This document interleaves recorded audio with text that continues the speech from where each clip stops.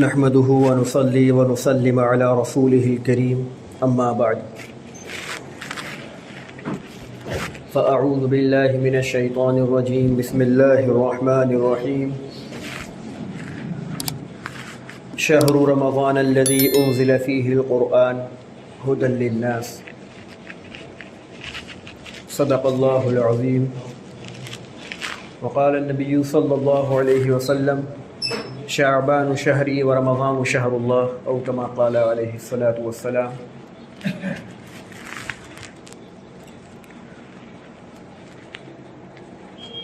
آج رمضان المبارک کا پہلا دن ہے، یکم رمضان، اور ساتھ میں جمعہ کا بھی مبارک دن.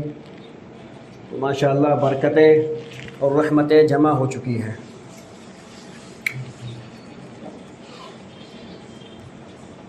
پورا بھی ایک ماہ باقی ہے رمضان میں، اور اس کی رحمتوں اور برکتوں کے تعلق سے ہم سب جانتے ہیں کہ رمضان میں ایک فرض کا ثواب 70 فرائض کے برابر، ایک نفل کا ثواب ایک فرض کے برابر کر دیا جاتا ہے. اور نیکیوں کا سیزن، ہر چیز کا ایک سیزن آتا ہے نا، کاروبار کا سیزن ہوتا ہے، اور ایک ہر چیز کا ایک سیزن ہوتا ہے. گناہوں کا بھی سیزن ہوتا ہے، کوئی دن مخصوص ہوتا ہے گناہوں کے سیزن کے لیے، اس میں خوب دھماکے دار طریقے سے گناہ کیے جاتے ہیں. تو نیکیوں کا بھی سیزن ہوتا ہے. الحمدللہ یہ رمضان کا جو مہینہ ہے یہ نیکیوں کا سیزن ہے. اگر کوئی شخص چاہے کہ میں اپنی نیکیوں کو خوب زیادہ کر لوں تو یہ اس کے لیے غنیمت کا موقع ہے کہ اللہ تعالیٰ نے اس مہینے کے اندر ثواب کو 70 گنا بڑھا دیا، فرض کو 70 فرائض کے برابر کر دیا. یہ اللہ کا فضل ہے اس امت پر کہ اللہ تعالیٰ نے یہ ایام ہمیں عطا کیے ہیں. اور ساتھ میں اس رات، اس مہینے کے اندر ایک رات اور رکھ دی، یعنی سونے پہ سہاگا. ہمارے یہاں کہتے ہیں نا کہاوت، سونے پہ سہاگا. رمضان کا اتنا مبارک مہینہ دیا اور ساتھ میں ایک رات اور دے دی. کون سی رات؟ وہ رات جس میں عبادت کا ثواب، جس میں اللہ تعالیٰ کی حمد و ثنا اور عبادت کرنے کا ثواب 1000 مہینوں سے زیادہ بہتر، 1000 مہینوں سے زیادہ بہتر. لیلۃ القدر خیر من الف شہر، 1000 مہینوں سے زیادہ بہتر اور اس سے افضل شب قدر کی رات کا عبادت کا ثواب ہے.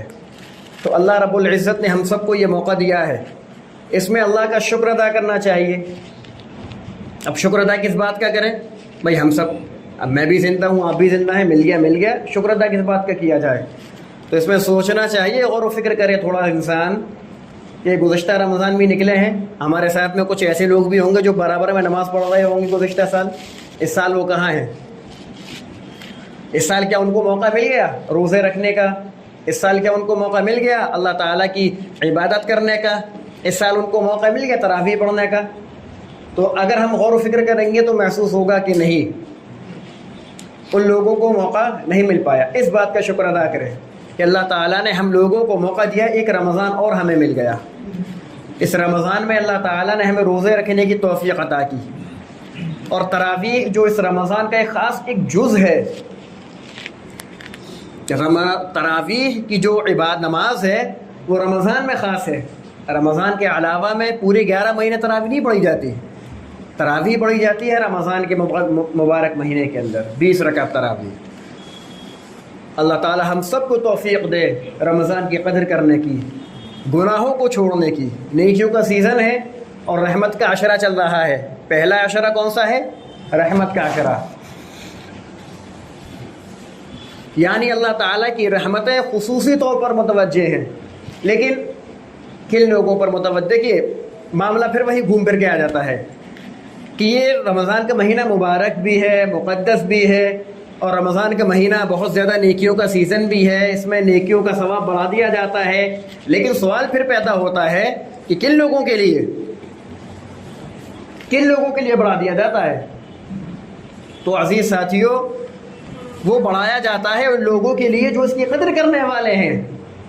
ہاں، رمضان اس لیے آیا ہے کہ لوگوں کو گناہوں سے روکنے کی مشق مل جائے، لوگوں کو گناہوں سے بچنے کی توفیق ہو جائے، اور پھر اس پر وہ مسلسل قائم و دائم رہیں. کتب علیکم الصیام، کما کتب علی الذین من قبلکم لعلکم تتقون، گناہوں سے بچنے والے بنو، تقوی اختیار کرنے والے بنو، اس لیے اللہ تعالیٰ نے یہ مہینہ عطا کیا ہے۔ رمضان ایک طرف حجت بھی ہے، رمضان ایک طرف رحمت کا اور مغفرت کا ذریعہ بھی ہے، اور رمضان ایک طرف ہلاکت کا بھی ذریعہ بن جاتا ہے۔ لیکن کن لوگوں کے لیے؟ بڑی عجیب بات اب لوگوں کو لگ رہی ہوگی کہ یہ کیا بول رہے ہیں، رمضان اور ہلاکت کا سبب؟ بالکل ہلاکت کا سبب۔ بہت مشہور حدیث سب نے سنی ہے، کئی بار سنی ہوگی، کہ نبی کریم صلی اللہ علیہ وسلم جب منبر پر تشریف فرماتے ہیں، ایک مرتبہ کافی تفصیلی حدیث ہے، مضمون کا تفصیل سے ہے، تو ایک جب درجے پر چڑھے، پہلی سیڑھی پر قدم مبارک رکھا تو آمین فرمایا، تو صحابہ نے جب پوچھا کہ آپ سے آج ہم نے ایک ایسی بات سنی جو پہلے نہیں سنی کبھی، تو آپ علیہ الصلوۃ والسلام نے ارشاد فرمایا کہ جبرائیل امین تشریف لائے تھے اور مجھ سے کہا، اس وقت میں ایک بددعا کی، ہلاک ہو جائے وہ شخص جس کے سامنے رمضان کا مہینہ ہو اور وہ اپنی مغفرت نہ کرا لے۔ میں نے کہا آمین۔ کیا سبق ملے گا اس سے؟ کیا سیکھنے کو ملا؟ سیکھنے کو ملا کہ رمضان میں اگر ہم نے بھائی رمضان کا مہینہ آ رہا ہے تو کچھ تبدیلی ہمارے معمولات میں ہوئی یا نہیں ہوئی؟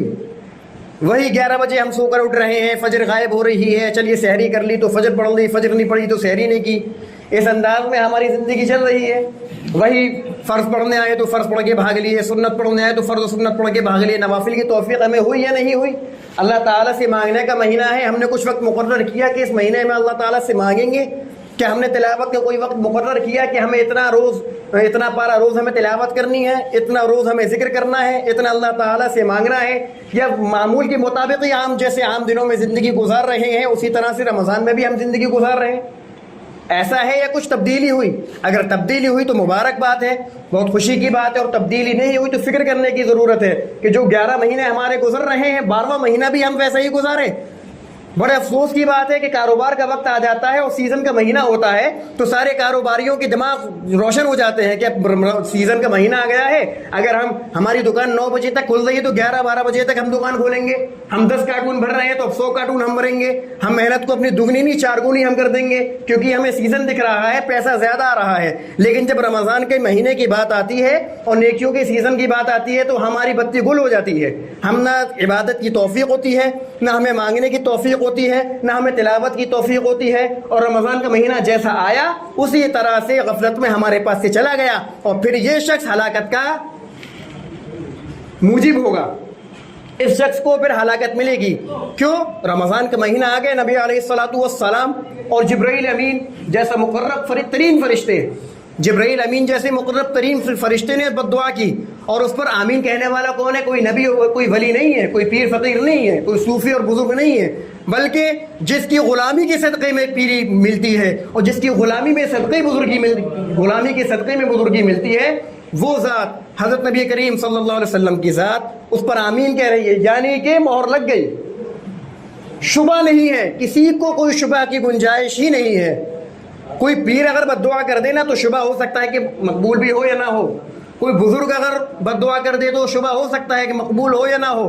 ہمارے قلوب اتنے سخت پڑ چکے ہیں کہ اگر کوئی راستہ جاتا فقیر ہمیں بد دعا کر دے گا تو ہم گھبرا جائیں گے، بھائی بوڑھے کی بد دعا نہ لو۔ لیکن نبی علیہ الصلوۃ والسلام جیسے یعنی آپ سے زیادہ افضل نبی کوئی ہے ہی نہیں، انہوں نے بد دعا پر آمین کہا، ہمارے قلوب ذرا بھی متغیر نہیں ہوتے، ذرا بھی نرم نہیں پڑتے کہ نہیں، ہمیں اپنی زندگی کو تبدیل کرنا ہے، ہمیں اپنے آپ کو بدلنا ہے، ہمیں اپنے اندر تبدیلی لانی ہے۔ رمضان کے مہینے کے اندر گناہوں سے بچنا ہے۔